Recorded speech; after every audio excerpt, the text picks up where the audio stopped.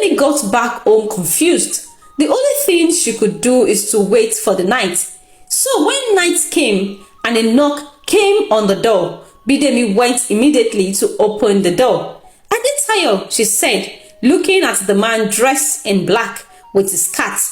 But her excitement quickly faded away. "What exactly do you want? I can't marry you. Please go away," Bidemi said. But Adetayo continued smiling as he said, "Can I have a jar of chocolate? I have good news for you."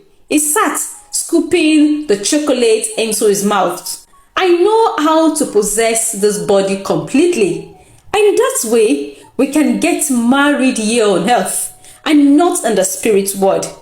But I will need your help. Just give Oye this cat, and that's your part in this plan." Bidemi was completely short of words as she is still not interested. "Please, can you go away now? Like you are disturbing my peace." Suddenly, a strong wind blew into the sitting room, raising the curtains, lifting jars of chocolate off the floor, and shutting the candle off. The cat ran into a corner. Bidemi was scared as Adetayo looked uncomfortable, rolling on the ground. Then suddenly it stopped. "Where am I?" he suddenly asked. Bidemi still scared and confused.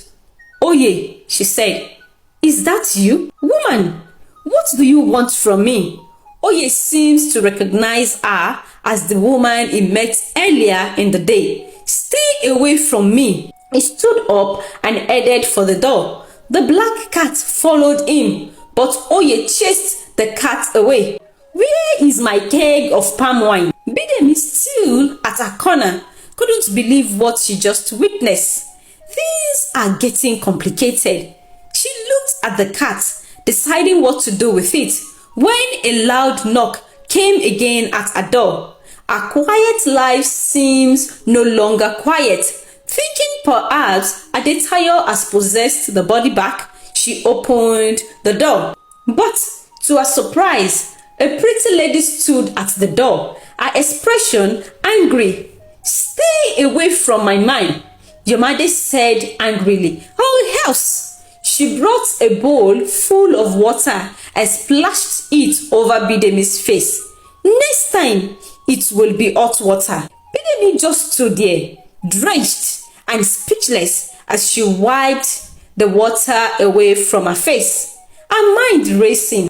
First, a spirit husband, then a confused farmer, and now an angry woman claiming she has some claim on Oye, the man Adetayo is using as a vessel. This situation is getting out of hand, and she has no idea of how to make it stop. So the next morning, she went into the market square. She met with the orange seller, demanding if she knew of any farmer called Oyebanjo. The orange seller expression changed. "You dare not mention that name in the daytime, for he is betrothed to the princess, Princess Yomade. But we all know that he is not in love with the princess. Their wedding is in 3 days." Oye drinks heavily these days, trying not to think about his coming wedding, for it is a wedding of obligation and not of love. Bidemi breathed deeply. The more she seems to discover, the more confused she is.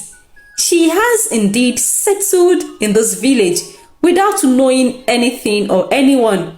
She has only loved the solitude and quietness she enjoyed in the village.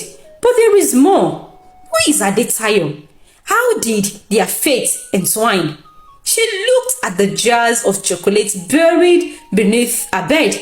She seems to have lost appetite. The black cat rubbing against her ankle, purring softly. Suddenly, the door opened and it was Adetayo. Bidemi panicked. "How did you enter? It is not dark yet. This afternoon. Are you Oye or Adetayo?" Adetayo picked up the cat. The door was opened and the owner of this body decided to be drunk this sunny afternoon. Why didn't you give him the cat? Bidemi looked at Adetayo, stood closer to him and said, kindly count me out of your nonsense. Woman, said Adetayo, it seems you don't understand what's at stake. It's either you marry me in 3 days or you die in 3 days. Listen, on the day Oye is to marry the princess, find your way into their chamber.